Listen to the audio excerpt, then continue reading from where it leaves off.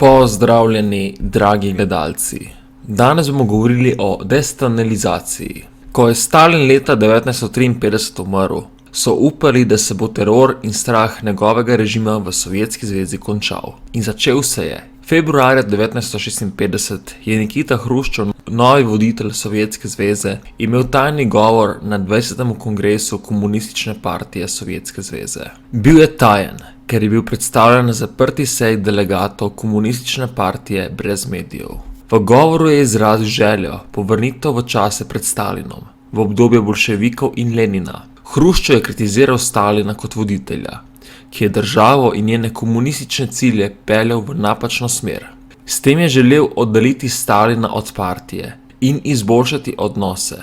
V govoru je omenil Leninovo kritiko Stalinovega obnašanja, teror in strah Stalinovega režima z Berijo in NKVD-jem, ki je izvajal množične aretacije ljudi in čistke članov partije ter vojske. Da je bil Stalinov kult osebnosti skupaj z njegovo paranojo nevarno močan ali nadvladoval kolektivno vodstvo. Stalinovo vodenje velike domovinske vojne je bilo označeno kot nesposobno.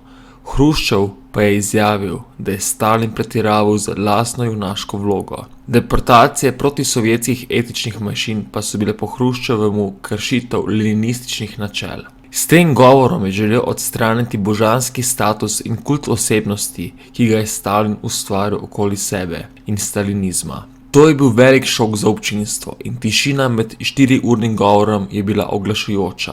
Bili so vzgojeni, da se Stalina ne sme nikoli kritizirati, saj bi jih to lahko spravilo v zapor ali v gulag.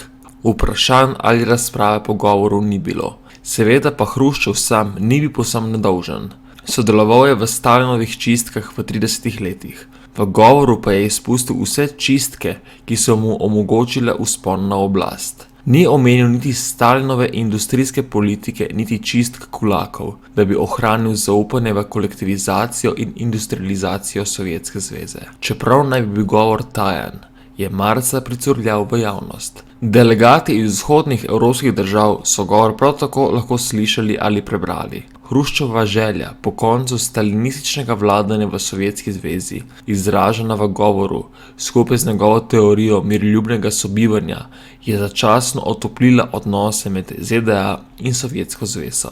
Istega leta pa je tajni govor prispeval k nemirom v sovjetskih satelitskih državah, na Poljskem in na Madžarskem, ki so ga videli kot znak za velike reforme. Te nemire pa je Hruščov dal zatreti z vojsko. Odločitev, ki je bila povsem v stalinističnem slogu.